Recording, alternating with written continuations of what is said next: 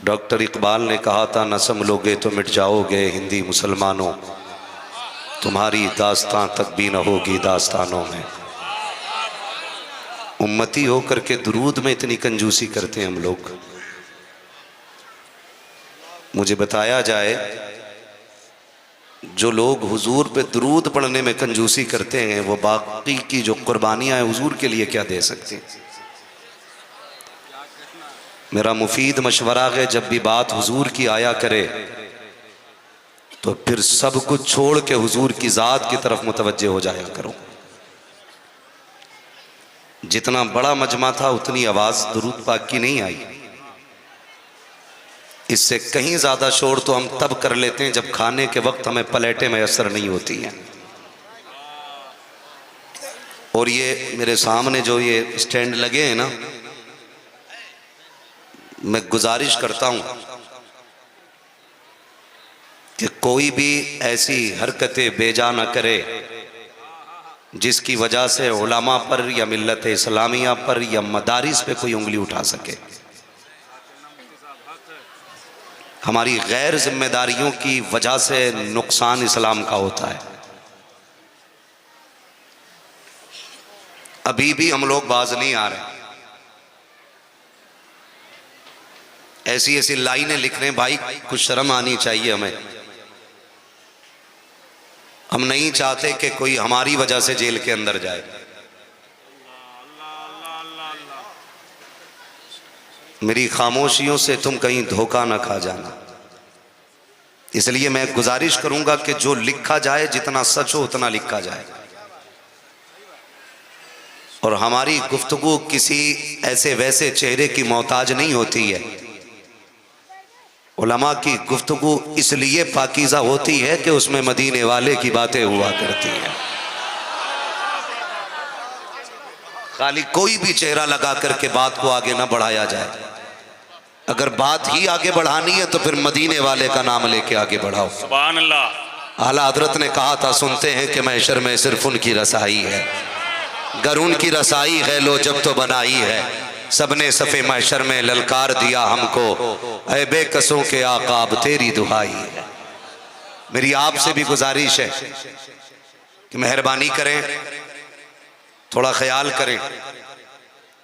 हम इस वक्त ऐसे नाजुक दौर से गुजर रहे हैं कि हमें इस वक्त मुस्तफ़ा जाने रहमत की दी हुई तालीम को मजबूती से पकड़ने की ज़रूरत है। आज ये अजीम इदारे का वसी व अरीज मैदान, ये सरों का सैलाब।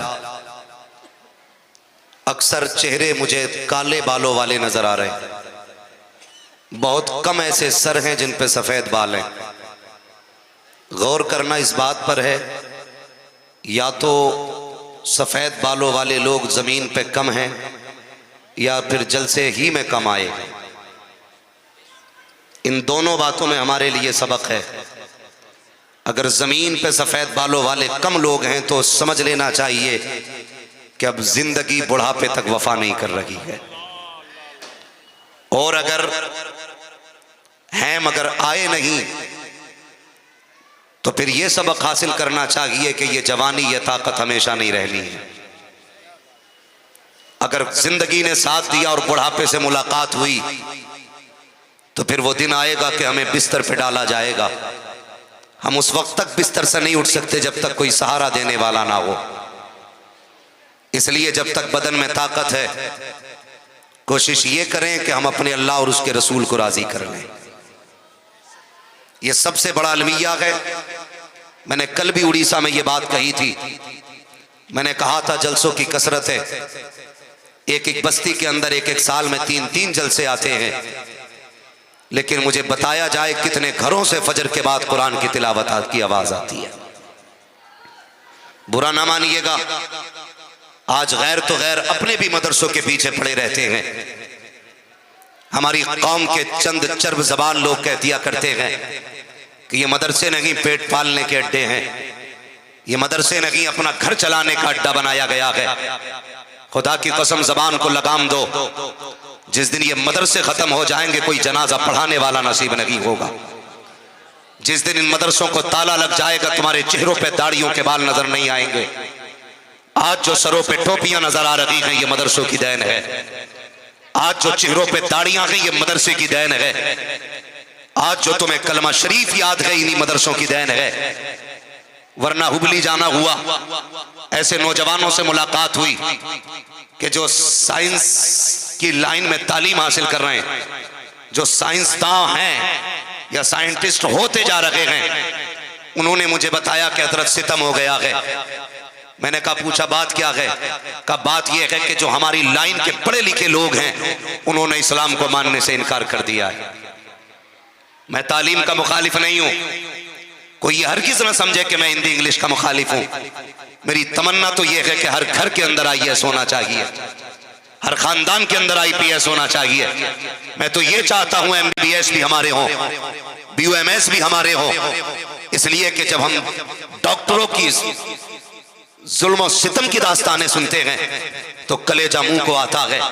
उस वक्त ख्याल आता है काश MBBS की कुर्सी पर अगर हुजूर का गुलाम बैठा होता तो फिर कोई गरीब बिना दवा के सिसकता हुआ नहीं मरता। अगर इस कुर्सी पर दवा के लिए कोई मुस्तफा का वारिस बैठा होता तो किसी बेवा को दवा के लिए पैसे की वजह से धक्के देके नहीं पहुंचाया जाता। हम तो ये चाहते हैं और जानते भी इतना है, अगर कोई मुस्तफा का गुलाम MBBS बन के बैठेगा, कोई गरीब आके कहेगा दवा के लिए पैसे नहीं है, बेटे की जिंदगी बड़ी प्यारी है, तो कम से कम हुजूर के गुंबद खजरा की तरफ देखेगा, उससे गैरत कहेगी खबरदार तू हुजूर का गुलाम है, तू पैसे का गुलाम नहीं है। अगर ये तेरे दरवाजे पे खाली हाथ आया तो खाली ना लौटा, तू हुजूर के नाम पे इसको दवा दे दे, खुदा हुजूर के सदके में तेरी नस्लों के गुजारे करा। हाय हाय सुभान अल्लाह सुभान।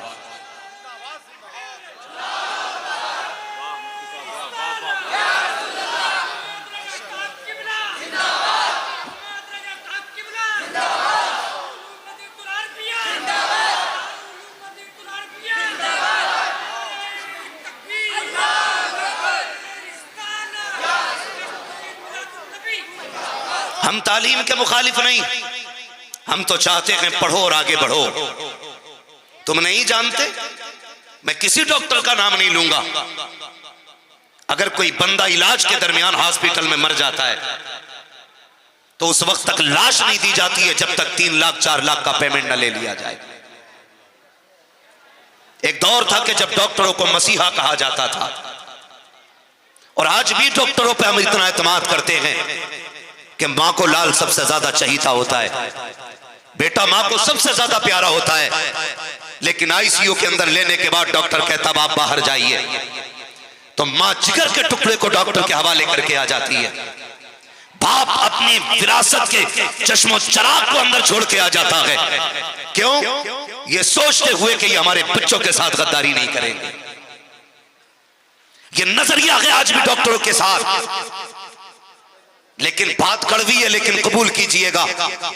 हो सकता है कोई मेरे खिलाफ आवाज उठाए, लेकिन किसी एक का गला घुट जाने से अगर 100 के घर बच जाते हैं तो फिर एक के जाने का गम नहीं कीजिएगा।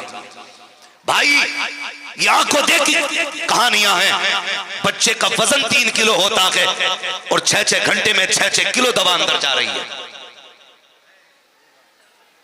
ये चोरी नहीं तो और क्या है, ये डकैती नहीं तो और क्या है। बच्चे का वजन 6 किलो है, हर 3 घंटे के बाद 5-5 किलो दवा जाती है, फिर पर्चा दे दिया जाता है। कितने गरीबों की जमीन बिक जाती है ताकि बच्चे की जिंदगी बच जाए, कितनी माओ का सेवर बिक जाता है ताकि बेटे की जिंदगी बच जाए। और मैं ये कहता हूँ ऐसे डाकुओं को समाज से हटाओ, मुस्तफा के गुलामों को MBBS की कुर्सी पे बैठाओ, ताकि आज के बाद किसी माँ का सेवर न बिके, किसी बाप की जायदाद के बिकने का नंबर नहीं आना चाहिए। वाह वाह वाह वाह वाह वाह सुभान अल्लाह। लेकिन मुझे मालूम है मैं उस कौम से बात कर रहा हूं जिसने इतनी चादरें मजार पे चढ़ाई कि मजार का निशान ही डुबा के रख दिया। याद रखिएगा हम सबसे पक्के बरेलवी हैं, कोई हमें वहां भी ना समझे, और मैं समझता हूं मैं तुम में सबसे ज्यादा पक्का बरेलवी हूं। पूछे इन उलमा से, ये मेरे सर के ताज है सब। अगर कोई सफेद दाढ़ी वाला बड़ा आलिम नीचे बैठा है तो मतलब ये नहीं है कि वो मुझसे ज्यादा नहीं जानता है। मैं कुर्सी पे इसलिए बैठा हूं ताकि आसानी से आप मेरे सामने, मैं आपके सामने रहूं। वरना याद रखिए ये अलग बात है खामोश खड़े रहते हैं, फिर भी जो लोग बड़े हैं वो बड़े रहते हैं। ऐसे असलाफ से मिलता है हमारा शजरा जिनके कदमों में कई ताज पड़े रहते हैं। मैं इन जिम्मेदार उलमा की मौजूदगी में ये बात कह रहा हूं, मसला के आला हजरत ये है कि अगर मज़ार पे एक चादर है तो दूसरी चादर चढ़ाने की जरूरत नहीं। ये बात सच्ची है ना हजरत? बोलो। एक चादर अगर मज़ार पे पहले से मौजूद है तो दूसरी चादर चढ़ाने की इजाजत नहीं। हमारी कौम को नशा चढ़ा है। कुछ दिन पहले खबर आई कि 300 किलोमीटर से चंद नौजवान चादर लेके चले हैं अजमेर शरीफ, लेकिन बताया यह गया उन्होंने पूरे सफर में रुक के एक सजदा नहीं किया खुदा को, एक नमाज के लिए नहीं ठहरे। मैं कहता हूं यार ये पीर परस्ती छोड़ो, खुदा परस्ती करो। हमें पीर भी वो चाहिए जो हाथ यहां पकड़े, रिश्ता मदीने वाले से जोड़ो। हमें तो वो पीर चाहिए ना जो हाथ रख के क्या चल तेरा काम हो गया। बताओ। तो चादरों का शौक चढ़ा है। सीधी सी बात है भाई, अगर पीर जहन्नमी है तो बर्फ की सिल्ली रख ले, अंदर कब्र ठंडी नहीं होनी है। और पीर अगर जन्नती है तो कुछ भी मत कर, अल्लाह उसकी कब्र को जन्नत की क्यारी बना देगा। बात समझ रहे मेरी?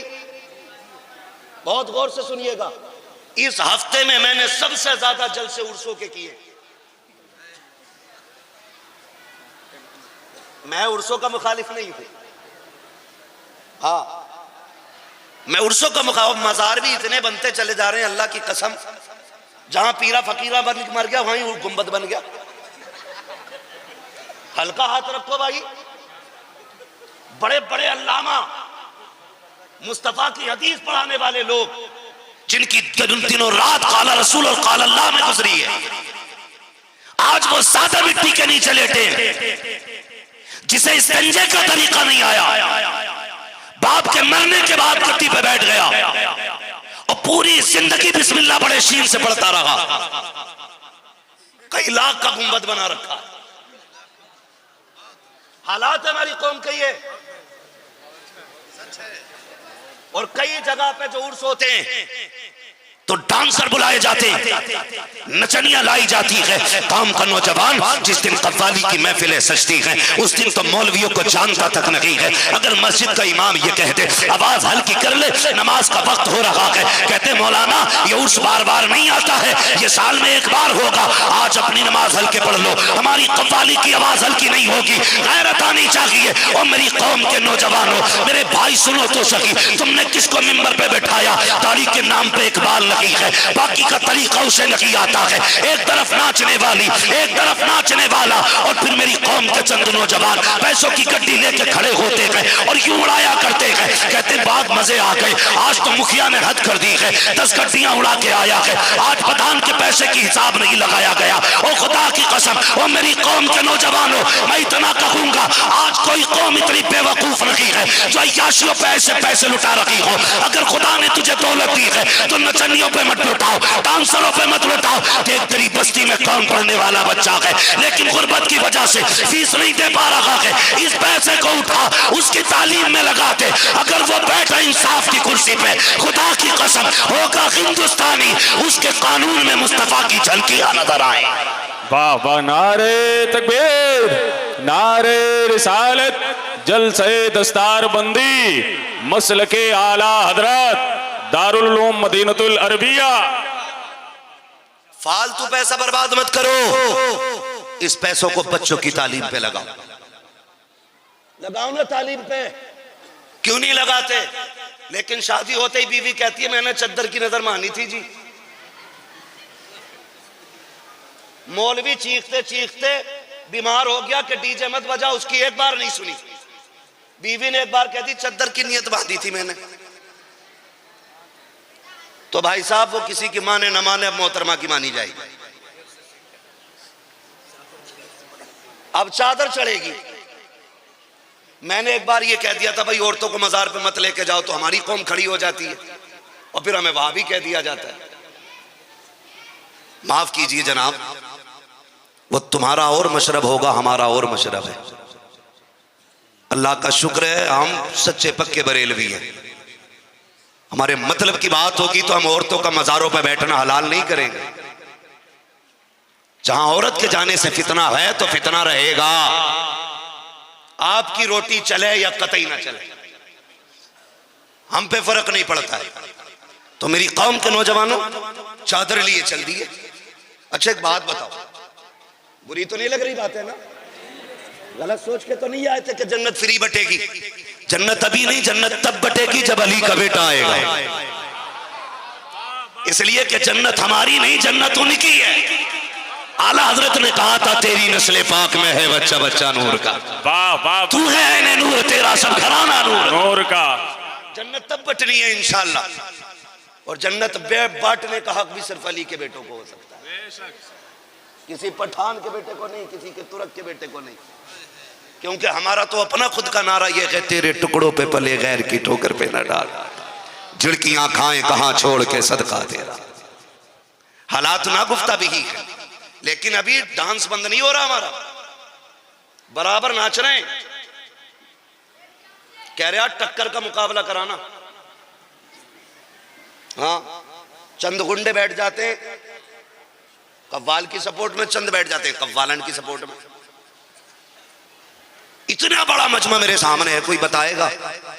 मुझे तो नहीं लगता जमीन पे कोई इतना बड़ा बेगैरत होगा जो अपनी बहन को, अपनी बेटी को गैरों की नजरों में तमाशा बना के किसी जगह पे बिठाए। हो सकता है कोई, मैं तो नहीं समझता हूं कि होगा कोई। अभी इतने बुरे भी दिन नहीं आए हैं। अगर हम ये गवारा नहीं करते हमारी बहन बेटी किसी की नजरों का निशाना बने, तो फिर ये फिक्र उस वक्त कब कहां चली जाती है जब किसी की बेटी को नुमाइश बना के स्टेज पर बिठाया जाता है। क्यों नहीं सोचते हम इस बारे में? मेरे भाइयों, ये जो फालतू का पैसा इधर उधर खर्च कर रहे हो ना, ये तालीम पे खर्च करो, ये ग्रेजुएशन पे खर्च करो, अपनी कौम को आगे बढ़ाने पे खर्च करो। मैंने कहा मैं तालीम का मुखालिफ नहीं, लेकिन मैं चाहता हूं इमारत किसी भी तालीम की हो, लेकिन बुनियाद इस्लाम की होनी चाहिए। बुनियाद इस्लाम की होनी चाहिए। और मैं तो कहता हूं जो लोग मदरसे में खाली 2 साल आके सो जाते हैं ना, इंशाअल्लाह उनका ईमान मजबूत हो जाया करता है। मदरसे में रह करके सो जाना भी काफी होता है। मगर हालात हमारे ऐसे हैं कि हम ही हैं मदरसों के मुखालिफ, हम ही बंद करना चाहते हैं, हम ही टांग खींचते मदरसे वालों की। अपने बच्चों को दुनियावी तालीम के साथ साथ दीन की तालीम जरूर देंगे इंशाअल्लाह।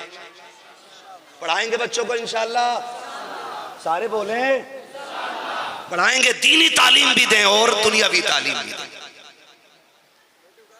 ये जरूरी है। अपने बच्चों को दीन सिखाएं, अपने बच्चों को कुरान सिखाएं। जरूरत से ज्यादा जितने खर्च होते हैं इन्हें रोकें। मैंने तो एक सीधी बात और कही है, और मैं आपसे भी कह के जा रहा हूं, जिन जगहों पे साल में 3 जलसे हो रहे हैं वो 1 जलसा करो, और 2 जलसों के पैसे इकट्ठे करके कौम की जरूरत पे खर्च करो। ये लेकिन 1 जलसा जो होना चाहिए ये ऐसा होना चाहिए, ये तहरीक हो के एक बच्चा मर्दों का जलसे में आना चाहिए। ऐसे नहीं 50% जलसे में, 25% मेले में और 25% बिस्तर पे। सारे मर्द आके बैठे और दीन की बातें सुने, इस्लाह करें। वरना जो 75% अगर सुन के गए 25 घर लेटे ना, तो फिर ये 25% 75% को बिगाड़ देंगे।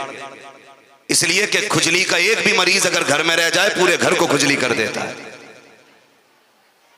समझ रहे मेरी बात? अगर 3 जलसे होते हैं, 4 होते हैं तो 1 करो, लेकिन सारे एक साथ आके बैठ के करो। और वहां फिर दिमाग के चस्के नहीं होने चाहिए, फिर मूंड बनाने की जहनियत लेके मत आना। ये सोच के आना हुजूर की महफिल में जा रहे हैं, तकदीर बना के वापस आना है। तकदीर बनाने की नियत से आओ। इन जलसों में उलमा की गुफ्तगू सुनो, इन्हें बामकसद बनाओ जलसों को। जरूरी नहीं है 4 बजे तक जलसा चले और सुबह के मजे आ गए यार, कुर्सी टूट गई रात तो मौलवी की। उसकी कुर्सी टूटी, तुझे क्या मिला भाई? कह रहा ये याद नहीं, जज्बात में नारों में ही सब खो दिया।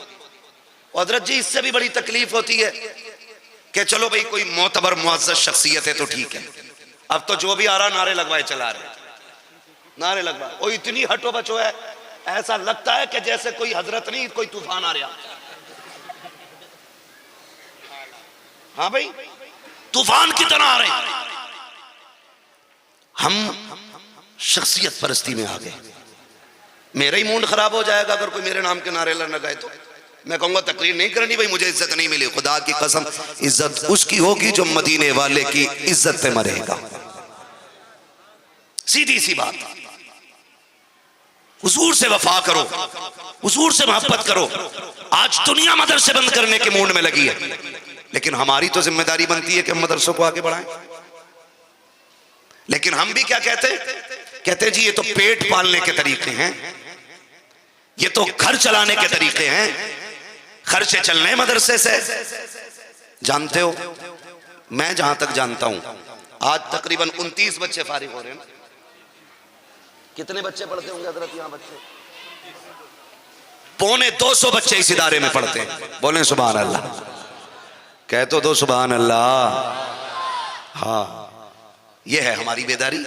जब तक 2-3 आरे ना लगे बंदा सुभान अल्लाह जोर से कहते ही नहीं। अच्छी बात तक कभी एहसास नहीं क्या सही कह गया, कौन क्या गलत कह गया। 250 तलबा इस इदारे में रहते हैं।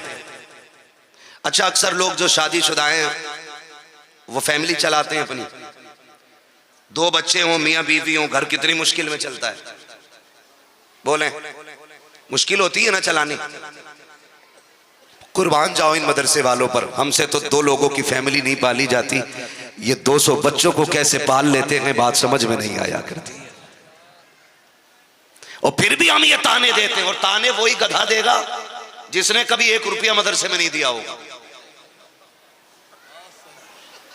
अल्लामा रिजवान साहब वही रसीद लेके आता कि ये 10 रुपए कहां लगाए थे, एक थप्पड़ मार के 10 रुपए की दवा लगा के कहना यहां लगे। हद हो गई भाई। एक तो कुछ देते नहीं, ऊपर से कहते कहां लगा। बैठ मदरसे में आके, जितना साल भर में ना तेरे घर का खर्च होता है इतना सुबह के नाश्ते में 8 दिन में मदरसे में उठ जाया करता है। उतना 8 दिन में मदरसे में उठ जाता है। कई लोगों से बात हुई, यार तू ये ब्याज ना लिया कर। कह रहा हजरत जी खर्चा नहीं चल रहा था तो ब्याज ले लिया। एक से मैंने कहा भाई सुना है तुम रिश्वत लेते हो, अल्लाह ने खूब तनख्वाह दी है, ना लिया करो। कहने लगे खाली तनख्वाह से काम नहीं चलता, इसलिए साइड से कमाई करनी पड़ती है। मैं पूछना चाहता हूँ तेरे घर के खर्चे अगर 50,000 में नहीं चलते हैं, कभी तू साइड से कमाई के नाम पे ब्याज लेता है, कभी सूद लेता है, कभी रिश्वत लेता है, कभी डाका डालता है, कभी फाइनेंस के नाम पे चोरी करता है। मुझे बता तो सकी ये मदरसे वाले जब कभी कैंटीन में अनाज खत्म होता है, कभी खाने की किल्लत होती है, कोई बताएगा इनमें से किसी ने ब्याज लिया हो, इनमें से किसी ने रिश्वत ली हो, इनमें से किसी ने सूद का बाजार गर्म किया हो? नहीं, खुदा की कसम ये कभी ब्याज नहीं लेते हैं, कभी रिश्वत नहीं लेते हैं। चेचे मकीने तनख्वाह उधार हो जाती है, कभी नाजायज 1 रुपया नहीं लेते। बल्कि जब मदरसे के अंदर खाने की कमी आती है, रिश्वत पे पैसा नहीं लाते, ब्याज पे पैसा नहीं लाते, मुसल्ला बिछाते हैं, रुख करते हैं मदीने की तरफ। ये रोक के दिखाते हैं रिज्क का इंतजाम मदीने से कर दिया जाता है।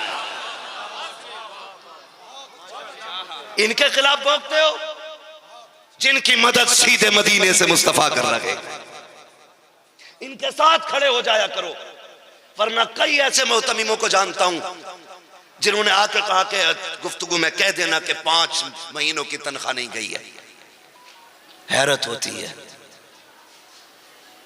मरो तो मौलवी काम आए, जियो तो मौलवी काम आए। 1 से 2 बनो तो मौलवी काम आए, 2 से 3 बनो तो मौलवी काम आए। हाँ औलाद हमने बिगाड़ी अपनी, ये कहते हैं बेड़ा गर्क कर दिया मौलवियों ने। क्यों भाई बेड़ा गर्क क्यों कर दिया? कि इनसे कौम संभल नहीं रही। एक बात बताऊं, सुनेंगे? कड़वी बात है। जिस तरह चश्मे, नदी, नहर ट्यूबवेल का पानी फसल के लिए जरूरी होता है, उसी तरह आंखों का पानी अपनी नस्ल के लिए जरूरी होता है। बेड़ा गर्क हमने नहीं किया है, उलमा ने बेड़ा गर्क नहीं किया है, माँ बाप ने अपने बच्चों का बेड़ा गर्क किया है। सुने बर्दाश्त कर सकते हो तो जाओ, जाके बहनों से पूछना। हम कम से कम ये सोच के खुश हो जाते, खुदा का शुक्र है हम उन लोगों में से हैं जिन्होंने माँ की लोरियां सुनी हैं। आज की नस्ल को तो माँ की लोरियां तक नसीब नहीं। जरा सा बच्चा रोया, टंटना मंटना लगा के दे दिया, बैठ गई गीबत करने के लिए, चुगली करने के लिए। तेरी सास ने क्या कहा, तेरी नंद ने क्या कहा, उसकी बहू कैसी है, यही बात है। उसके हाथ में तुमने मोबाइल दे दिया। मेरी कौम के नौजवानों बुजुर्गों, कान खोल के सुनना, आज बच्चे कमजोर हैं, इन्हें तुम्हारी जरूरत है। और अगर तुम इन्हें अपना वक्त नहीं दोगे तो कल जब तुम कमजोर हो गए ये बच्चे तुम्हें अपना वक्त नहीं देंगे। जाओ मां बहनों से जाके कह दो, लोरियां बच्चों का हक है। अगर ये सोते सोते उठ के रोने लग जाए, हाथ में मोबाइल ना दे बल्कि सीने से लगा और वो कहे जो पहले माए कहती थी, मैं सो जाऊं या मुस्तफा कहते कहते, खुले आंख सल्ले अला कहते कहते। हमने बच्चों से लोरियों का हक छीन लिया, इनका दर्द निकल गया हमारे सीने से। मौलवी के 8 दिन के सबक से कुछ नहीं होगा, तुझे इसके लिए रातों में उठ के आंसू बहाने पड़ेंगे। तुम नहीं जानते बाबा फरीदगंज शकर को, दुनिया जानती है, आप भी जानते, हम भी जानते कौन फरीद, जिस पे ये मुकदमा किया गया था फरीद को कैद में डालो, क्योंकि जो इसका चेहरा देख लेता है वो कलमा पढ़ के मुसलमान हो जाता है। कोई मसला, ये मुकदमा किया गया, इनको अंदर डालो। सुने सारे लोग, इनको अंदर डालो, जो इन्हें देख लेता मुसलमान हो जाता है। जज के सामने खड़े हुए, पेशी हुई, जज ने कहा दिखाओ ना फरीद कौन है। जिन्होंने मुकदमा किया था उन्होंने समझ लिया, मुंह देख लिया तो जज भी चला जाएगा। दिखाओ ना कौन फरीद है। मुकदमा था, चेहरा देख के लोग मुसलमान हो जाते, चेहरे पे कपड़ा है फरीद के। लोगों ने कहा कि ये वो शख्स है जो नकाब में खड़ा है, जिसका चेहरा देख के लोग मुसलमान होते। उसने कहा जज ने ऐसे कैसे हो सकता, मैं भी देखना चाहता हूं। मुशीरों ने कहा मेहरबानी करो मत देखो, जिन्होंने देखा वही छोड़ बैठे मजहब। जज ने कहा हम भी तो देखे, हमने भी तालीम हासिल की है, लेकिन निगाह के वली में वो तासीर देखी, बदलती हजारों की तकदीर देखी। कहा उठाओ तो नकाब, जैसी नकाब उठा के जज फैसला देना भूल गया, चेहरा फरीद देखा, कहने लग जाता है ला इलाहा इल्लल्लाह मुहम्मदुर रसूल।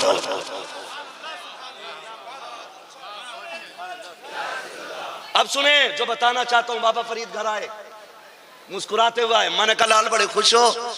कम्मी आज बहुत खुशी हुई। कहा क्योंकि आज तेरे बेटे पे मुकदमा ये चला था कि जो इसका चेहरा देख लेता मुसलमान हो जाता है। माँ ने कहा था फरीद तो क्या हुआ? कहा अम्मा देख तेरे बेटे को रब ने क्या शान बख्शी है। माँ ने कहा फरीद ये तेरा कमाल नहीं, ये तेरी माँ का कमाल है। किसका कमाल है? बोले पीछे वाले भी, किसका कमाल है? माँ का कमाल है। माँ कैसे? कहा बेटे मुझे याद नहीं है, आज तक मैंने जब भी तुझे दूध पिलाया था बचपन में कभी बगैर वजू पिलाया हो। और आज भी फरीद जब मैं सजदा करती हूं, दुआ के लिए हाथ उठाती हूं, तो कहती हूं मालिक मेरे बेटे को ऐसा बना दे कि जो उसे देखे वो तेरा हो जाए। ये माँ की दुआ का असर होता है, खाली जिम्मेदार मौलवी नहीं। बताओ जिस बच्चे को होश संभालते ही कान में रिंगटोन में गाना आया हो, आवाज गाने की आई हो, वो कुरान का कारी कैसे बनेगा?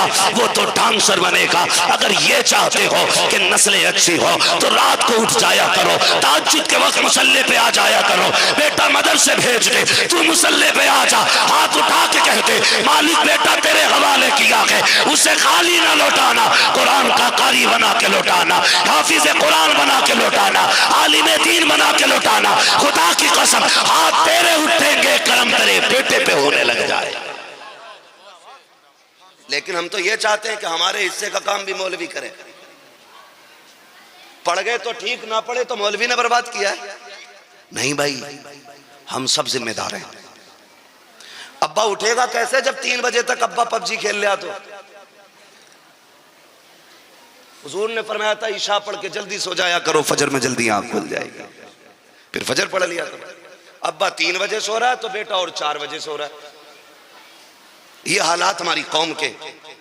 हम लोग हजरत अक्सर रातों में गुजरने वाले लोग, रातों में सफर हमारे होते हैं। एक गैर मुस्लिम का एक गांव ऐसा नहीं होता जिसमें 4 बजे सब नहीं उठ जाते। और मुसलमानों का एक गांव मैंने ऐसे नहीं देखा जिसमें फजर की अजान के बाद सफेद बालों वालों के अलावा कोई चलता हुआ दिखाई दे। ये कंडीशन है हमारी। जिन्हें मेहनत करनी नहीं आती उन्हें आगे बढ़ने की कोई जगह नहीं देता है। तुम्हें क्या लगता है खाली रोडों पे उतर के हक ले लोगे? खाली नारेबाजी करके हक ले लोगे? नहीं, कामयाब वो होगा जिसके हाथ में कलम होगा। आगे वो बढ़ेगा जो तालीम से मुज़य्यन होगा। जिसके पास तालीम नहीं होगी उसे रोन दिया जाएगा, उसे कुचल दिया जाएगा। नारे तकबीर, नारे रिसालत,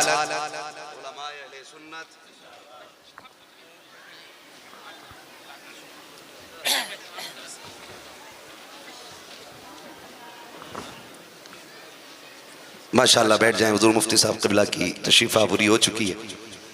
हाँ, आप आयत मुंबर खास मामला ठीक है। हजरत आ गए अभी इंशाल्लाह। मैं समझ गया हूँ सिग्नल हो गया।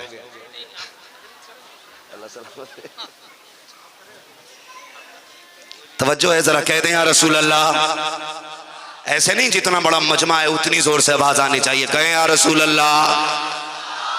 हाँ माशाल्लाह, अल्लाह सलामत रखे। बड़े बूढ़ों से ज्यादा बच्चों की आवाज आ रही है। बच्चों की आवाज आ रही है तो पढ़ें और आगे बढ़ें।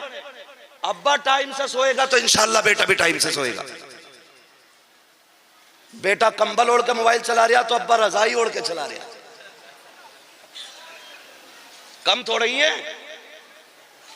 मैं एक बस्ती से गुजरा तो रात के 12 बजे एक बुड्ढा चश्मा लगा के मोबाइल चला रहा था। गर्मी का मौसम, स्लिप पे बैठा था।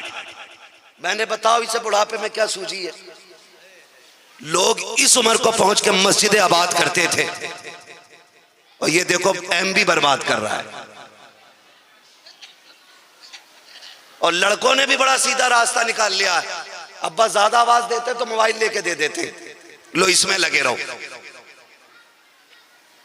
गैरत आनी चाहिए। छोड़ें ये सारी चीजें, आगे बढ़ें। और मैं बच्चों से कहूंगा, जो छोटे छोटे बच्चे मुझे सुन रहे हैं, मेरे बेटो मेहनत करना, मोबाइल मत चलाना।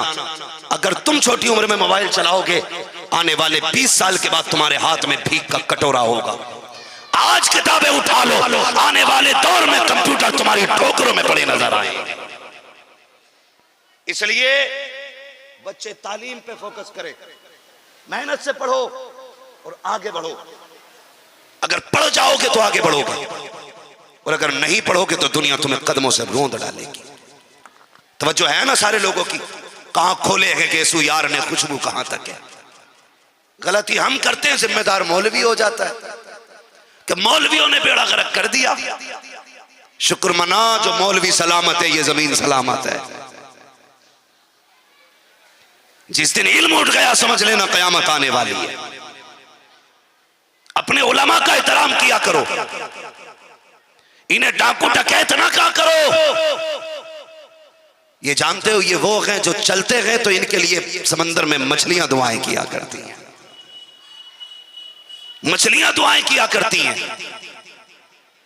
जो चलते हैं तो इनके लिए अल्लाह की मखलूकात उठा के इनके लिए दुआ करती है। और हम हैं